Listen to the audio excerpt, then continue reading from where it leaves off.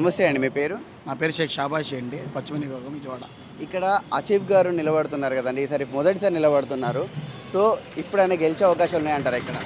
చాలా ఉన్నాయండి. ఎందుకంటే చాలా చిన్న చిన్న పదవుల నుండి కార్పొరేటర్ స్థాయిలోనే మంచి మెజార్టీ, టీడీపీ హయాంలోనే చాలా మంచి మెజార్టీ గెలిచిన ఒక మంచి వ్యక్తి. సామాన్య పొద్దున్నే లేవగానే బండేసుకొని ఏ సందులో ఏ సమస్యలు ఉన్న సమస్యల మీద చాలా ఇదిగా ప్రజల మధ్యలో ఉండే నాయకుడు, కార్లలో తిరిగి చేతులు ఊపే నాయకుడు కాదండి ఆసిఫ్ గారు. చాలా మంచి పొద్దున్న 6ంటికి లేవగానే ఫజర్నామా చదువుకుని ఆయన వచ్చి సందుల్లో ఏ సమస్యలు ప్రతి సమస్య మీద వచ్చి విఎంసీ వాళ్ళతో కానీ మున్సిపాలిటీ వాటర్ డ్రైనేజ్ సమస్యలు ప్రతి సమస్యతో వచ్చిన తెలిసిన నాయకుడికి జగన్ గారు చాలా న్యాయం చేశారు.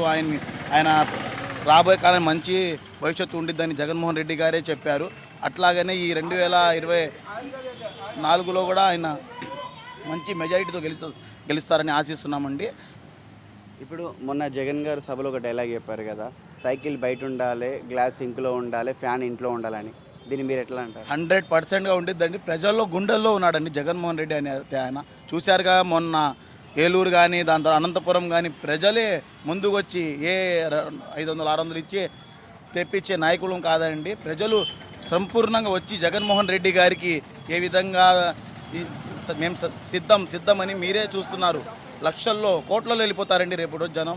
వచ్చే 2004 కూడా పశ్చిమ నియోజకవర్గం మొత్తం ఆంధ్రప్రదేశ్ 175 ఖచ్చితంగా గెలిచి తీరుతాం. పశ్చిమ నియోజకవర్గం కూడా జగనన్నకి గిఫ్ట్గా రిటర్న్ ఇస్తాం అని మేము ఆశిస్తున్నాం. సైకిల్ బయట ఉండాలా, షింక్లో గ్లాస్ ఉండాలా, ఇంట్లో ఫ్యాన్ ఉండాలా, జగనన్న అసెంబ్లీ 2వ సీఎం అయి ఉండాలా.